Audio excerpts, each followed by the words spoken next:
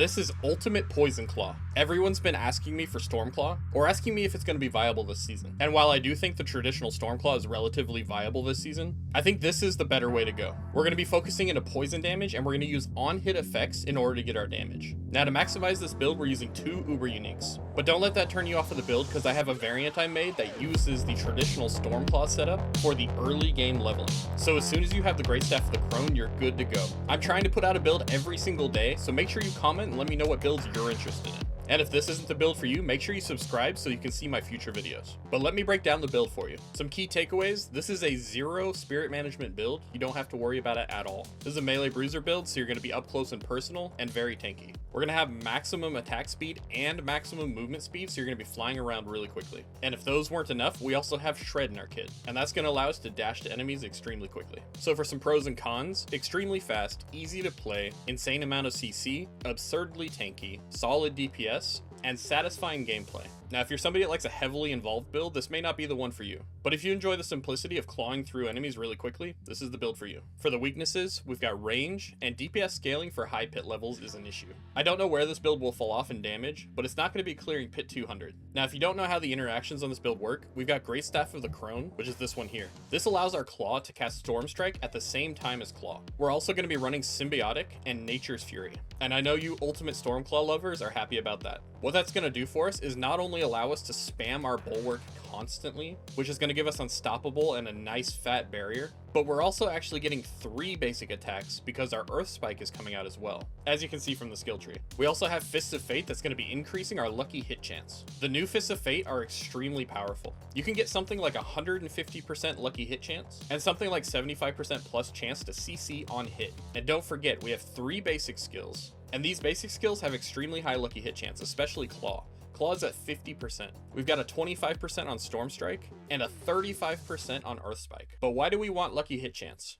We want the lucky hit chance because we're using Endariel's Visage. This has a 20% chance to deal a massive amount of poison damage in an AoE. With the increased lucky hit chance from the gloves, the really high base lucky hit chance of our basic skills, and maximum attack speed, Endariel's Visage is going to be pumping out a lot of damage. And we're also scaling this damage with basically every Paragon Glyph. Not to mention, we've got Conceited on our amulet. Now, I was debating between Conceited and Creeping Death, and for now I landed on Conceited because it's more consistent for bossing. But if we're able to stagger bosses as quickly as I think we can, it may be possible to just throw Creeping Death here instead. And if we optimize our build really well, we can remove Rapid, and that's another slot we could put the Creeping Death on.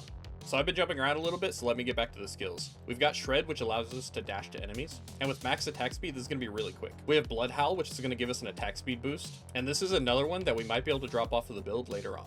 We've got a maxed out Bulwark, and this is going to be a huge shield to protect us from damage. And like I said, we're going to be able to spam this all the time. We've got Hurricane, which is a nice 20% damage reduction. And then we've got the Cataclysm, which is going to be what activates our Mjolnir Ring damage. Now, the good thing about Mjolnir Ring is it gives you unlimited spirit, but we actually don't need that in this build, so it's a bit of a waste. But it's a 100% damage multiplier, and this is one of the best builds for keeping the uptime on it. Because we have such high lucky hit chance, and we have Calm Before the Storm, we're probably going to be able to keep our ultimate up all the time, and we don't even have to invest a lot into our build. For our Spirit Boons, we're running Wariness, Iron Feather, Calamity, Masochistic, and Calm Before the Storm. You might be thinking, why are we not running the attack speed on swooping attacks?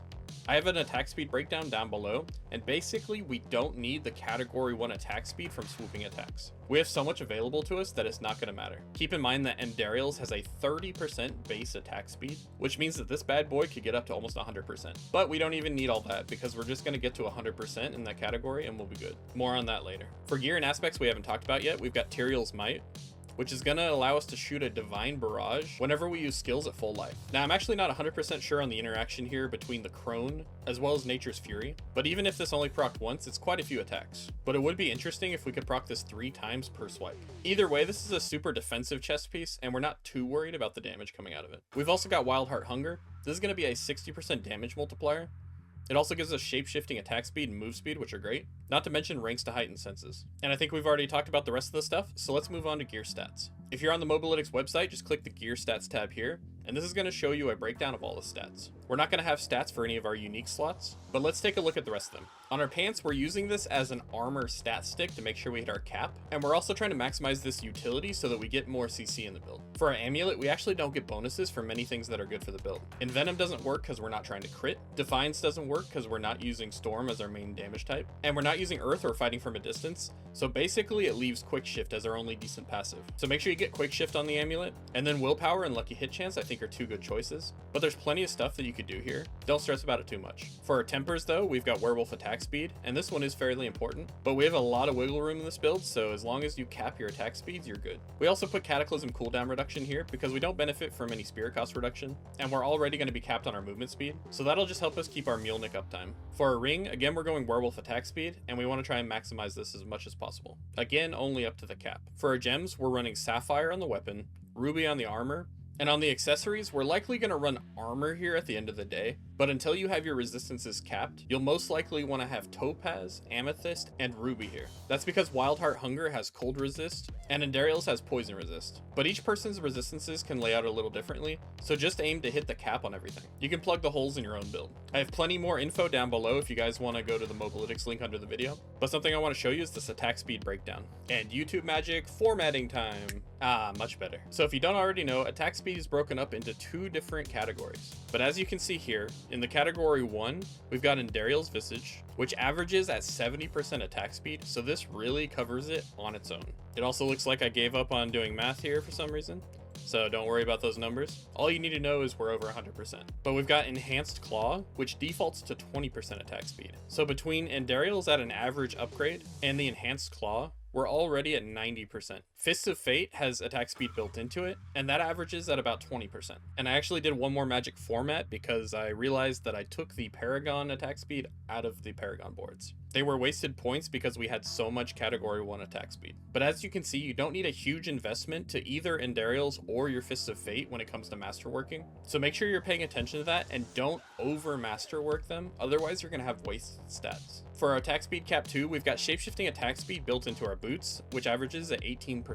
Then we've got werewolf attack speed, and this is a temper. This averages at about 23%, and this number here is accounting for 2 of them. For a skill tree, we're going with 1 point into claw, going to wild claw. This is going to attack twice sometimes, so we get even more attacks out. Then we're doing storm strike, and we're going to fierce storm strike. This is applying vulnerable to enemies, and it's giving us damage reduction. Then we've got 1 point in earth spike, going to wild earth spike. The reason we're putting points in here is because we want the chance to stun, and it doesn't hurt to have the extra earth spike that can come out. That's just more lucky hit chances. Moving down, we've got 1 point in shred, going to primal shred. We maxed out digigrade gate, but we may not need these points because we might max our movement speed. We have a ton of movement speed, so we have to watch this one. We're maxing out earth and bulwark, and we're going to preserving earth and bulwark. We're also going to put 1 point into blood howl, going to preserving blood howl. We're going to max out our vigilance, and then we're going to move down. We're not getting anything in the companion tree, so we're going to move down again. Then we're going to max out most of the passives in this cluster. So we're getting max Endless Tempest, max Bad Omen, max Electric Shock, and 1 point into Charged Atmosphere. We're not focusing our lightning damage, but we do have some lightning damage in the build. But these are not only for damage, these are going to be applying electrocution, which gives us a 20% damage increase, as well as immobilizing enemies so that we get more CC. Then we're putting 1 point in Hurricane, going to Savage Hurricane, and then we're going to put 1 point in Toxic Claws just so we can apply poison with our claws. But to be honest, I don't think this is absolutely necessary because we should be hitting with our Endariels enough, but there's not really anywhere else on this build that we can put this. For ultimate, we're grabbing Cataclysm at both additional points. We're going to max out Defensive Posture, and we're also going to max out Quick Shift. Finally, for our Keystone passive, we're going with Nature's Fury. The only other Keystone passive that could possibly benefit this build is Ursine's Strength, but I know a lot of you guys have been begging for Ultimate Stormclaw to come back, so I went with the Nature's Fury. Especially with the Bulwark being buffed this season, it's probably the right choice. But if you're really dying for more damage, feel free to reconfigure and go Ursine's Strength. In our Paragon boards, on the starter board, we're going to go with Keeper in the first one. Then moving up from here, we're putting Heightened Malice on, and we're going to get Fang and Claw. Moving to the left from here, we're getting Thunderstruck, and we're putting Werewolf here. Moving up from here, we're going to be putting Constricting Tendrils, and here we're going to get Territorial. To the right from here, we're attaching the Ancestral Guidance board, and we're putting Bane here. Now we're going to detour down below Thunderstruck, and we're going to put Inner Beast on, And here we're putting Electrocution. Next up, you're going to go back to Heightened Malice, and we're going to get our legendary node here. Finally, in the very bottom left, we're going to put Tracker into the Earth and Devastation board. Here's what it looks like when you're all done, kind of like a goofy T-Rex. Now remember, I didn't leave you guys that wanted Stormclaw hanging. If you click on early game, you can see that I set it up for Stormclaw. The only thing you need for this is the Great Staff of the Crone. This variation is going to allow you to play the traditional Stormclaw route, but it doesn't vary a whole lot from the final build, so it allows you to work towards that while playing something that you enjoy. Don't forget that every character that completes the seasonal progression can get a Resplendent Spark. That means you can reliably farm Uber Uniques. It doesn't take that long to level a character anymore, so I think it's worth doing. And if you're looking for a leveling build, make sure you click on my profile in the Mobalytics link. I've got leveling builds tied to most of my main builds. But I hope you guys enjoyed this build. Don't forget to like, comment, and subscribe, and I'll see you in my next video.